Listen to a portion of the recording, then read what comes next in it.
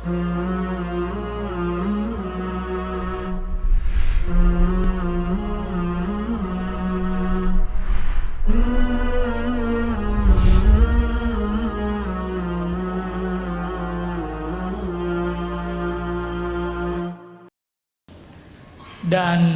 ini termasuk undangan yang tidak boleh ditunda ataupun tidak boleh tidak didatangi, karena ini adalah bagian dari hak muslim terhadap muslim yang lain. Dari 6 hak muslim terhadap muslim yang lain, salah satunya adalah wa idza da'aka fa'ajibhu.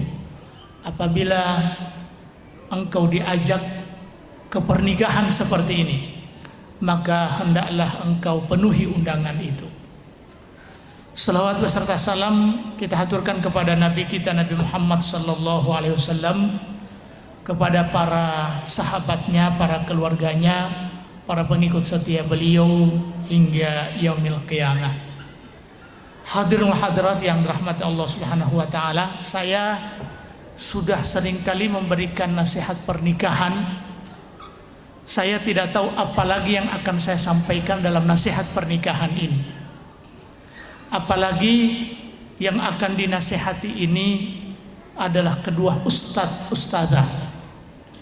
Saya yakin dan percaya kapasitas keilmuan mereka sudah sangat mumpuni dan cukup. Namun begitulah agama kita. Agama kita adalah agama yang dibangun di atas dasar nasihat.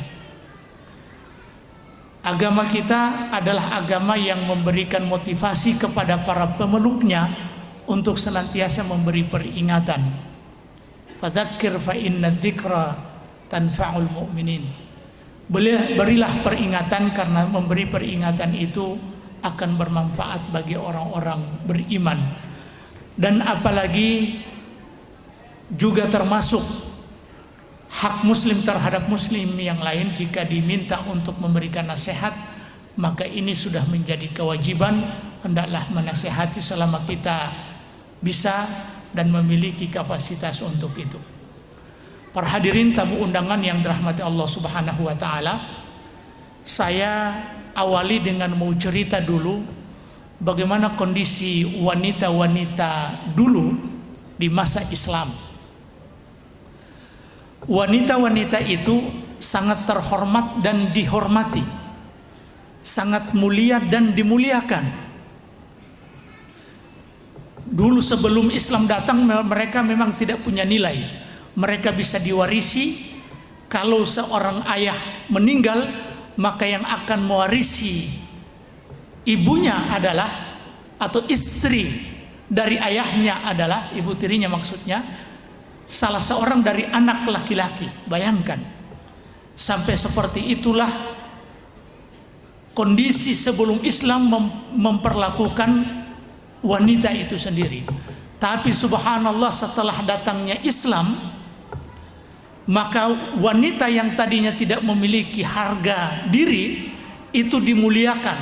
Bahkan dalam agama, salah satu seriusnya agama ini memuliakan wanita, ada satu surat yang namanya Suratun Nisa, surat wanita, dan tidak ada surat Ar-Rijal. Surat Ar-Rijal tidak ada. Nah, wanita-wanita dulu sangat dihormati dan dihargai dan diposisikan sesuai dengan kelembutannya. Makanya kalau melakukan perjalanan, wanita itu ditempatkan di satu tempat yang namanya haudaj. Haudaj itu adalah gubuk kecil, tempat wanita, di mana gubuk itu diletakkan di atas pundak onta, kemudian wanita itu di situ, dan ada yang membawa atau membawa onta itu dari kekangannya, diarahkan. Istri Rasulullah sallallahu alaihi wasallam, salah satu istri dari Rasulullah sallallahu alaihi wasallam, dalam sebuah perjalanan, pilopota eletombo hekiki abotiti maitu lo Rasulullah. Kemudian ada salah seorang sahabat yang memiliki suara indah, kemudian dia bisa bernasyid. Bernasyid artinya menyanyikan lagu-lagu Islami tanpa ada musik. Itu nasyid yang dibolehkan. Karena onta ini tertarik dengan musik dengan alunan suara salah seorang sahabat ini, sehingga onta semakin bersemangat untuk berjalan, sehingga hempo dunge-dunge beti haudaj wong bohe kiki beti bergoyang. Dan ternyata istri Nabi yang di atas itu merasa tidak nyaman karena unta botima anak-anak terusnya cepat. Maka Rasulullah sallallahu alaihi wasallam menyebutkan sebuah hadis yang menjadi asbabul wurudnya ini. Rasulullah mengatakan rifqan bil qawarir, berlemah lembutlah engkau wahai sahabatku dengan gelas-gelas kaca. Jadi wanita ini diibaratkan oleh Rasulullah sallallahu alaihi wasallam seperti kaca-kaca yang cepat pecah. Dan kalau kita lihat gelas-gelas kaca itu, kalau dia berisi air putih sangat bening. Dan kalau dia berisi minuman jus, maka warna jus itu sangat kelihatan dan sangat menggairahkan. Dan sifat wanita itu adalah sifat yang harus dijaga. Oleh karena itu kami nasihatkan kepada Ustadz Abdullah, wopo-poto rifqan bil qawarir, rifqan bil qawarir, pelan-pelan berlemah lembutlah engkau kepada seorang wanita makhluk Allah subhanahu wa ta'ala yang begitu lembutnya. Dan ini menjadi hak seorang istri dari suaminya untuk memperlakukan dan berumah tangga dengan istri, menjalani kehidupan rumah tangga dengan istri dengan kelembutan. Jamalika sariola walimaitua. Jadi berbahagialah Anda wahai Nova ya. Anda di awal pernikahan seperti ini, saya sudah ingatkan kepada suami Anda agar supaya suami Anda berlemah lembut kepada Anda, dan itu menjadi hak Anda serta menjadi kewajiban dari Abdullah dan kewajiban bagi para suami. Selanjutnya yang menjadi hak istri ini adalah hak dinafkahi. Dan disitulah seorang laki-laki itu patarwalo. Allah subhanahu wa ta'ala berfirman, ar-rijalu qawwamuna 'alan nisa'i bima faddalallahu ba'dahum 'ala ba'din. Laki-laki itu menjadi pemimpin bagi perempuan.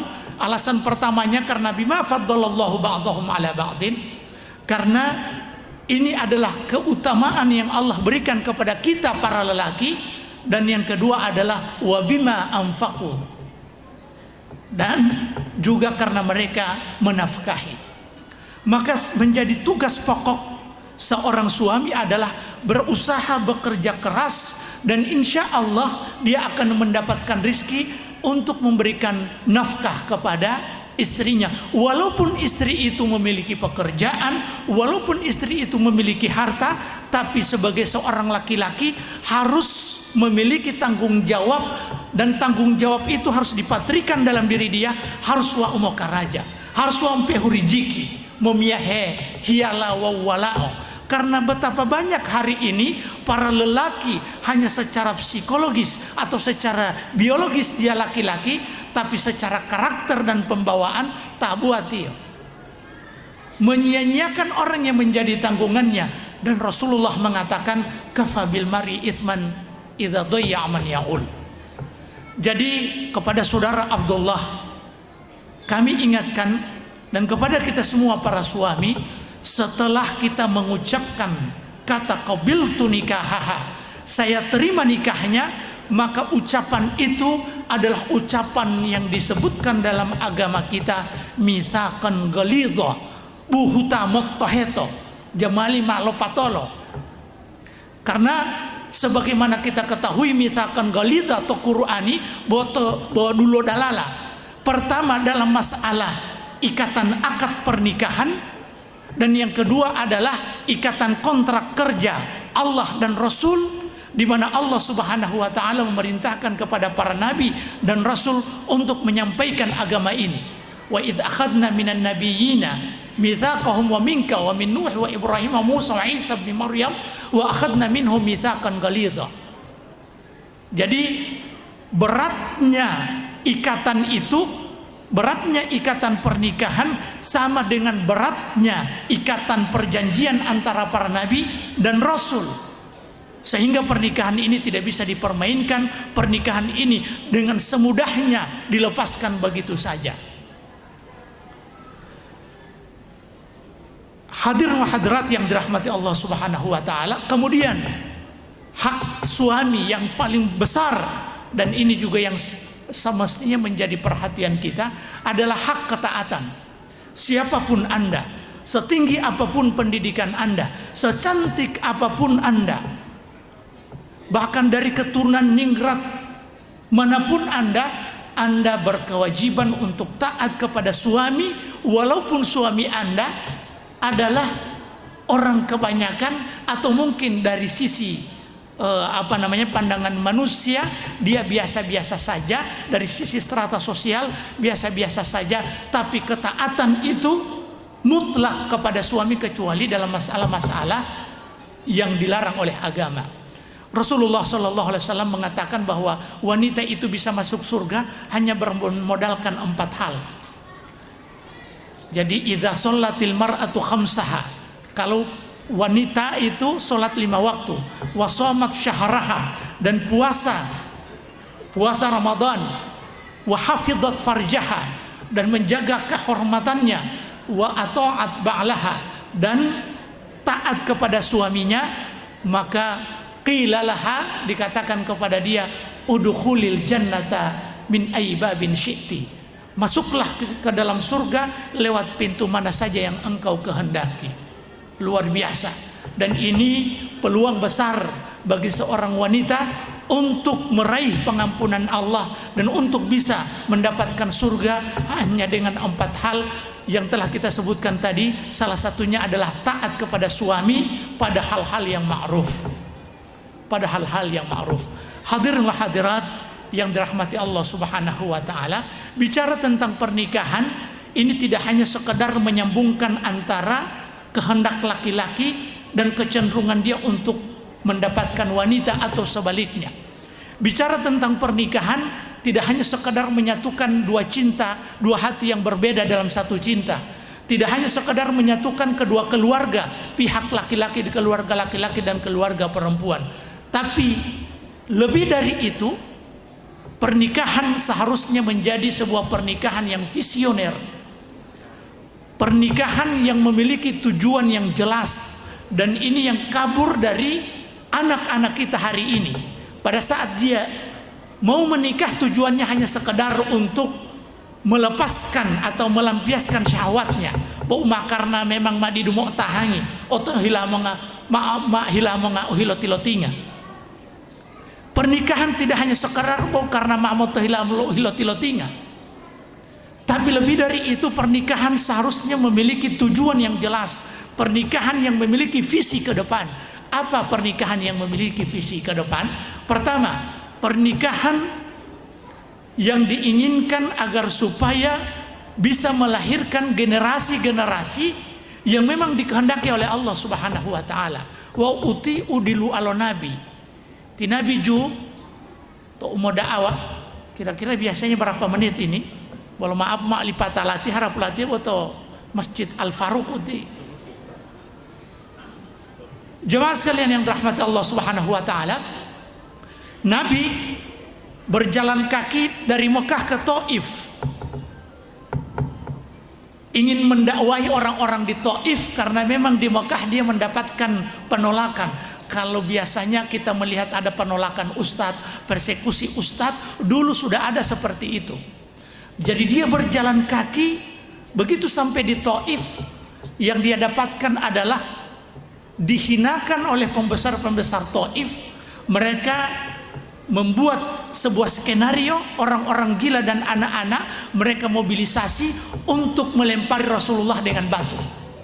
Rasulullah berdarah, kakinya berdarah, lalu kemudian beliau singgah di satu pohon. Kemudian datang malaikat, wahai Muhammad, aku utusan Allah, malaikat penjaga gunung. Wanuya mahuto andul wauti tatiti sampai dulu hakali abati. Akan kuhimpit mereka dengan dua gunung yang besar, akhsyabaini. Yang ada di Mekah ada dua gunung yang besar. Wan mahuto yo titati Mekah wabati Taif bati mahu peto melo huidu. Rasulullah Sallallahu Alaihi Wasallam tidak mau. Seandainya tawaran ini lo dehumi delati ya, tidak berpikir dua kali sentelo ya talo titati. Tapi Rasulullah masih ada secerca harapan dari Rasulullah Sallallahu Alaihi Wasallam. Apa harapan Rasulullah? La'allallaha ayyukhrija min aslabihim man ya'budullaha wa la yusyriku bi syai'a. Tidak, aku berharap boleh jadi di antara generasi dan keturunan-keturunan mereka orang-orang yang mau menyembah Allah Subhanahu wa taala dan tidak mempersekutukannya. Maka kalau pernikahan ini pernikahan yang sifatnya visioner, pernikahan yang memiliki visi misi dan yang jelas, maka visi misi yang jelas itu adalah menginginkan agar supaya ada keturunan dan generasi-generasi yang akan memperbaiki kondisi umat ini. Yang kedua, pernikahan visioner adalah pernikahan yang kita inginkan melahirkan keturunan, dan keluarga ini adalah keluarga yang sampai kebahagiaannya tidak hanya di dunia tapi juga di akhirat. Rasulullah Subhanahu wa taala berfirman, "Walladzina amanu wattaba'atuhum dzurriyyatuhum biimanin alhaqna bihim dzurriyyatahum." Dan orang-orang yang beriman lalu kemudian keluarga mereka mengikuti mereka dalam keimanan, alhaqna bihim dzurriyyatahum, kami ikutkan keluarga mereka dengan mereka. Maka keluarga visioner adalah keluarga yang siap untuk melahirkan dan mendidik anak-anak yang nanti akan mengikuti mereka dalam keimanan. Karena kehidupan kita hari ini, keluarga itu bermacam-macam. Walau keluarga model keluarga Abu Lahab, istri dan suami durhaka kepada Allah, sehingga kedurhakaan kedua pasangan ini diabadikan oleh Allah dalam Al-Quran. Tabbat yada abi lahabi wa tabb ma aghna anhu maluhu wa ma kasab, dan sampai penyebutan wa mra'atuhu hammalatal hatab. Ada lagi keluarga yang istri soleha, suami durhaka. Ini keluarganya Fir'aun. Keluarganya Fir'aun timaitualia orang saleh beriman. Fir'aun durhaka, bahkan menganggap ana rabbukumul a'la, aku ini Tuhan kalian yang paling tinggi. Tapi istri soleha yang komitmen dengan kesolehannya, dia berdoa kepada Allah, Rabbi bnili indaka baitan fil jannah, ya Allah bangunkan aku surga, bangunkan aku rumah di surga. Ada lagi keluarga model keluarganya Nabi Nuh. Nabi Nuhnya suaminya orang soleh, sementara istrinya durhaka. Bahkan tidak hanya istrinya, juga anak-anaknya durhaka. Anaknya durhaka sampai-sampai tidak mau ikut bersama ayahnya. Ketika ayahnya naik perahu sudah datang banjir, ayahnya mengatakan, wahai anakku irkab ma'ana, wahai anakku mari sama-sama dengan kita naik kapal. Karena kedurhakaannya tuli papa liyo biasa liyo boti mongolaa pio hehe tawar ya motala mongol orang tua kepada anaknya, tapi anaknya justru membantah. Dia mengatakan sa'awi ila jabalin ya'simuni, aku pergi ke gunung, dia nanti yang akan melindungiku. La asimal yauma, tidak ada pertolongan hari ini. Ada lagi model pernikahan yang ideal, keluarga ideal seperti Nabi Ibrahim. Nabi Ibrahim, dan ini yang kita inginkan, semoga kedua pasangan ini adalah pasangan yang bisa membangun keluarga seperti keluarga Nabi Ibrahim. Ibrahim soleh, istrinya soleha, bahkan anaknya soleh, melahirkan anak sesoleh Ismail yang pada saat ditawari untuk disembelih, beliau langsung mengiyakan, satajiduni insyaallahu minas sabirin, engkau akan dapati aku termasuk orang yang sabar. Oleh karena itu, jemaah sekalian yang dirahmati Allah Subhanahu wa taala, Semoga keluarga kita adalah keluarga seperti model keluarga Nabi Ibrahim dan istrinya serta anaknya Ismail, dan ini adalah miniatur kehidupan surga di dunia. Kehidupan surga di dunia. Terakhir, adapun pernikahan yang model seperti ini sudah banyak terjadi, apalagi di zaman sekarang ini, di lingkungan kita ini sudah berulang kali disampaikan, dan tentunya ini adalah bagian dari agama kita, karena memang pernikahan adalah bagian dari agama. Yang paling jelas adalah pemandangan seperti ini adalah pemandangan yang tidak asing bagi kita.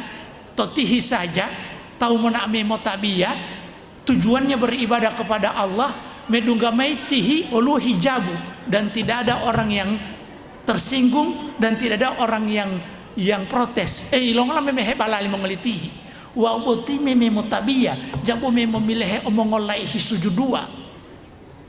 Tidak pernah ibu-ibu datang seperti itu meme memprotes hijabut totihi. Ilongola totihi, tujuannya orang sholat kita terima hijabu, yang semestinya orang yang datang ini pasti dengan penampilan yang oke, wate yang lohilawan tinggal mau mencium bau yang begitu menggoda. Ide bau momolopaloju, apalagi berarti yang masih muda, yang lebih muda. Oleh karena itu mari kita jaga, apalagi dalam Al-Quran disebutkan wa idza sa'altumuhunna mata'an fas'aluhunna mi wara'i hijab.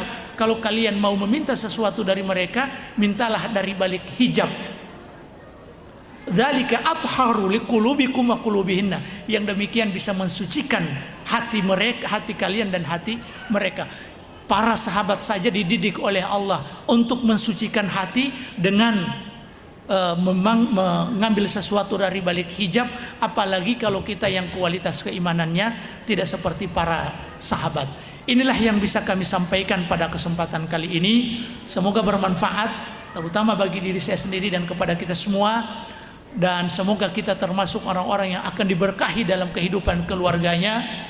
Kemudian kedua mempelai ini juga Allah berkahi keluarganya, dan juga Allah anugerahkan kepada mereka keturunan yang soleh dan solihah yang menjadi penyejuk hati mereka, qurratu a'yun bahasa Al-Quran. Dan kepada orang-orang yang belum menikah, semoga Allah Subhanahu wa ta'ala mudahkan urusan mereka supaya mereka segera menikah dan tidak hanya sekedar menghayal wow mambutu. Wallahu ta'ala alam. Subhanakallahumma bihamdik, syadu an la ilaha illa anta astaghfiruka wa atubu ilaik. Wassalamualaikum warahmatullahi wabarakatuh.